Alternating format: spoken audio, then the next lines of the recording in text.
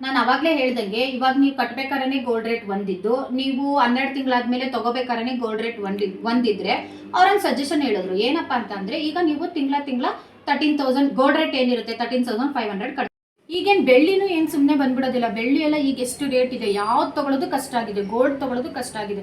ಅದರಲ್ಲೂ ನಮ್ಮ middle class ಅವರು ನಾವೆಲ್ಲ ಇಟ್ಟು ತಗೋತೀವಿ ಅನ್ನೋದು ತುಂಬಾನೇ ಕಷ್ಟ.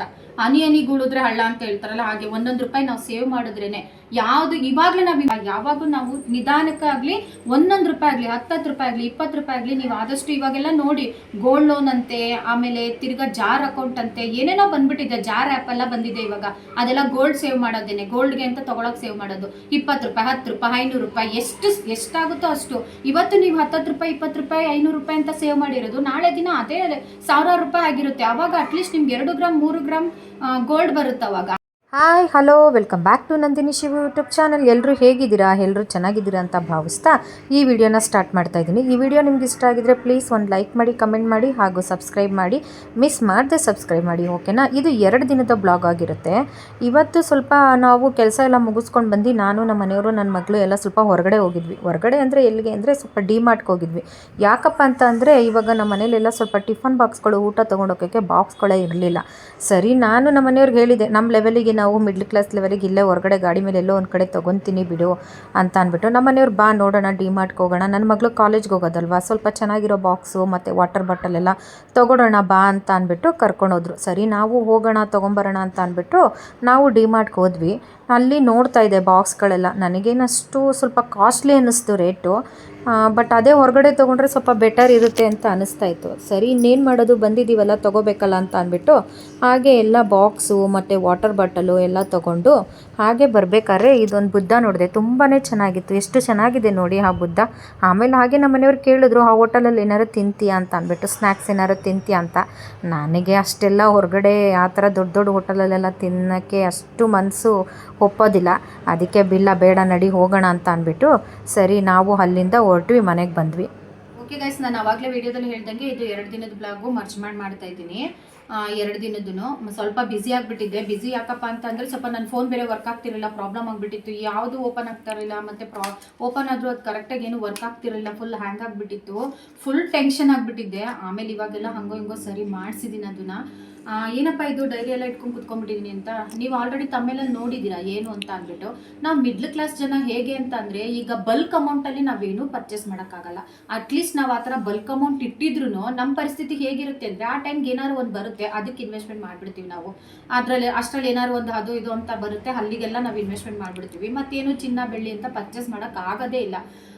ಅದಕ್ಕೋಸ್ಕರ ನಮ್ಮಂಥ ಮಿಡ್ಲ್ ಕ್ಲಾಸ್ ಜನಗಳು ಏನು ಮಾಡಬೇಕು ಅಂತ ಅಂದರೆ ಎಷ್ಟು ಸಾಧ್ಯನೋ ಅಷ್ಟು ಆದಷ್ಟು ಒಂದು 500 1000 ಸೇವಿಂಗ್ಸ್ ಥರ ಮಾಡಿಬಿಟ್ಟು ಅಟ್ಲೀಸ್ಟ್ ಒಂದು ಚಿನ್ನನೋ ಬೆಳ್ಳಿನೋ ಏನೋ ಒಂದು ತೊಗೊಂಡ್ರೆ ಬೆಟರ್ ಅಂತ ಅನಿಸುತ್ತೆ. ಕೆಲವೊಬ್ರು ಹೇಳ್ತಾರೆ ಬೆಳ್ಳಿ ತೊಗೊಳೋದ್ರಿಂದ ಏನು ಪ್ರಯೋಜನ ಇಲ್ಲ, ಗೋಲ್ಡ್ ತೊಗೋಬೋದು ಅಂತ. ಹಂಗಂದ್ರೆ ಇವಾಗ ನಾವು ಅಂಗಡಿಗೆ ತೊಗೊಂಡೋಗೋದು ಬೆಳ್ಳಿ ಕೊಟ್ಟರೆ ಅವನೇನು ಕಲ್ಕೊಡ್ತಾನ ಸೇಟು? ಇಲ್ಲಪ್ಪ, ದುಡ್ಡೇ ಕೊಡೋದಲ್ವಾ ಅವನು. ಹಾಗಾಗಿ ನಾವು ಆದಷ್ಟು ಬೆಳ್ಳಿ ಆದರೆ ಬೆಳ್ಳಿ ಪರ್ಚೇಸ್ ಮಾಡೋಣ, ಗೋಲ್ಡ್ ಆದರೆ ಗೋಲ್ಡ್ ಪರ್ಚೇಸ್ ಮಾಡ್ಬೋದು. ಇವಾಗ ಬೆಳ್ಳಿನೂ ಏನು ಕಡಿಮೆ ಆಗಿಲ್ಲ. ನಾನು ತೊಗೊಳಕ್ಕೆ ಶುರು ಮಾಡಿದಾಗ ನಮಗೆ ಗೊತ್ತಾದಂಗೆಲ್ಲ 40 ರೂಪಾಯಿ ಇತ್ತು. ಇವಾಗ ನೋಡಿದ್ರೆ 250 ರೂಪಾಯಿ 270 ರೂಪಾಯಿ ಆ ಥರ ಎಲ್ಲ ಆಗಿದೆ. ಆಷಾಢದಲ್ಲಿ ಕಡಿಮೆ ಆಗುತ್ತೆ ಅಂತ ಹೇಳ್ತಾರೆ, ಬಟ್ ನೆವರ್. ಆಷಾಢದಲ್ಲಿ ಕಡಿಮೆನೂ ಆಗೋದಿಲ್ಲ, ಏನೂ ಆಗೋದಿಲ್ಲ. ಗೋಲ್ಡ್ ಅಂತೂ ನಮ್ಮಂಥವ್ರು ಮಾತಾಡ್ಸೋಕ್ಕೆ ಆಗೋದಿಲ್ಲ. ಅದಕ್ಕೆ ಇಲ್ಲೊಂದು ನವರತ್ನ ಜ್ಯುವೆಲರ್ಸ್ ಅಂತ ಇದೆ, ನಿಮಗೆ ಬೇಕಾದವರು ಕಾಮೆಂಟ್ ಮಾಡಿ. ಅಲ್ಲಿ ನೀವು ತಿಂಗಳ ಸ್ಕೀಮ್ ಕಾರ್ಡ್ ಅಂತ ಇರುತ್ತೆ. ಆ ಸ್ಕೀಮ್ ಕಾರ್ಡಲ್ಲಿ ನೀವು ಎಷ್ಟು ಬೇಕಾದ್ರೂ ಕಟ್ಕೋಬೋದು. ಅಂದರೆ ಇವಾಗ ಅವ್ರ ರೂಲ್ಸ್ ಯಾವ ಥರ ಇರುತ್ತೆ ಅಂತಂದರೆ, ಈಗ ನಿನಗೆ ಇವಾಗ ನಾನು ತಿಂಗಳ 12 ಮಂತ್ಸು ನಾನು ಕಟ್ಕೊಂಡು ಹೋಗ್ಬಿಡ್ತೀನಿ ಅಂತ ಅಂದ್ಬಿಟ್ಟು ನೀವು ಇವಾಗ ಕಟ್ಟಬೇಕಾದ್ರೆ ಗೋಲ್ಡ್ ರೇಟ್ ಕಡಿಮೆ ಇದ್ದು ನೀವು ತಗೋಬೇಕಾದ್ರೆ ಗೋಲ್ಡ್ ರೇಟ್ ಜಾಸ್ತಿ ಇದ್ದರೆ ಅವಾಗ ಏನಾಗಿರುತ್ತೆ, ನಮಗೆ ಪ್ರಾಬ್ಲಮ್ ಆಗುತ್ತೆ. ನಾನು ಅವಾಗಲೇ ಹೇಳ್ದಂಗೆ ಇವಾಗ ನೀವು ಕಟ್ಬೇಕಾದ್ರೆ ಗೋಲ್ಡ್ ರೇಟ್ ಒಂದಿದ್ದು ನೀವು 12 ತಿಂಗಳಾದ್ಮೇಲೆ ತಗೋಬೇಕಾದ್ರೆ ಗೋಲ್ಡ್ ರೇಟ್ ಒಂದಿದ್ರೆ ಅವ್ರೊಂದು ಸಜೆಷನ್ ಹೇಳಿದ್ರು ಏನಪ್ಪ ಅಂತಂದರೆ ಈಗ ನೀವು ತಿಂಗಳ 13,000 ಗೋಲ್ಡ್ ರೇಟ್ ಏನಿರುತ್ತೆ 13,500 ಕಟ್ತಾ ಇರ್ತೀರಾ ಅಂತ ಅನ್ಕೊಳ್ಳಿ.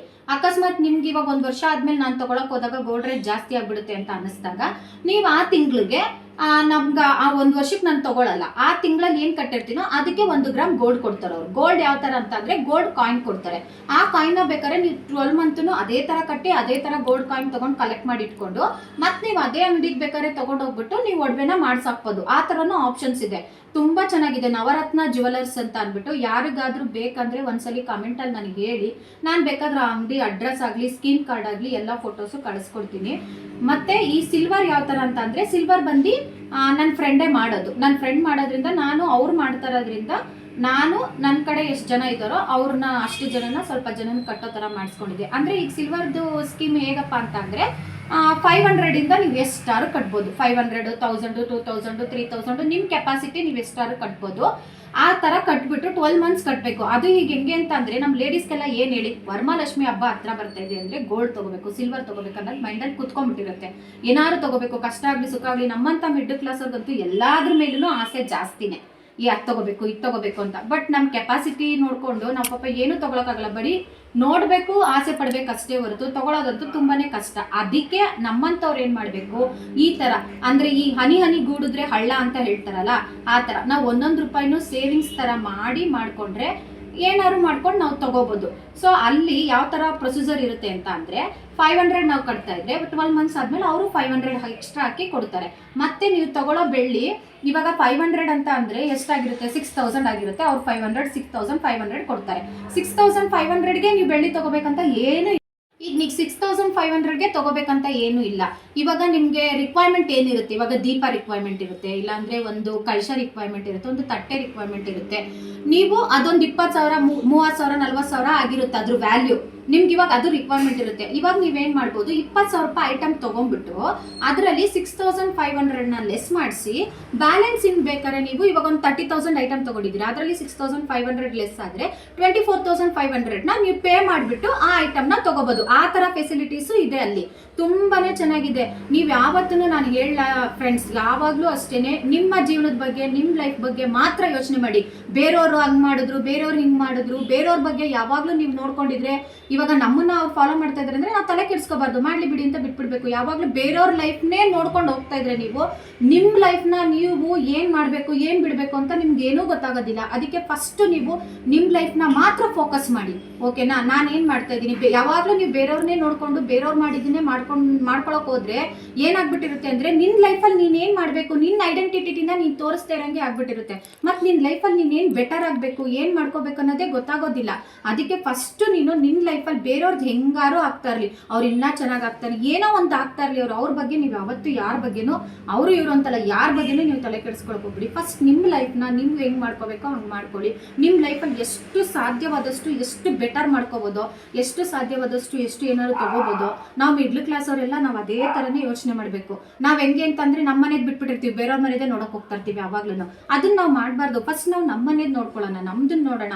ನಾವೇನು ತೊಗೊಳಕ್ಕಾಗುತ್ತೆ, ನಾವೇನು ಬಿಡೋಕ್ಕಾಗುತ್ತೆ, ನಾವೆಷ್ಟು ಸೇವ್ ಮಾಡೋಕ್ಕಾಗುತ್ತೆ, ನಾವೆಷ್ಟು ಬೆಟರ್ ಮಾಡೋಕ್ಕಾಗುತ್ತೆ ನಮ್ಮ ಲೈಫ್ನ ಅಂತ ನಾವು ಅದ್ರ ಬಗ್ಗೆ ಯೋಚನೆ ಮಾಡೋಣ. ಸೊ ಅದಕ್ಕೆ ನಾವೇನು ಮಾಡ್ತೀವಿ, ಅವಳ ಹತ್ರ 500 ಆಗಲಿ 1000 ಆಗಲಿ ಆ ಥರ ಎಲ್ಲ ಕಟ್ಕೊಂಡು ಎಷ್ಟು ಸಾಧ್ಯವಾದಷ್ಟು ಅಷ್ಟು ಬೆಳ್ಳಿ ತೊಗೊಳಕ್ಕೆ ನಾವು ಟ್ರೈ ಮಾಡ್ತೀವಿ.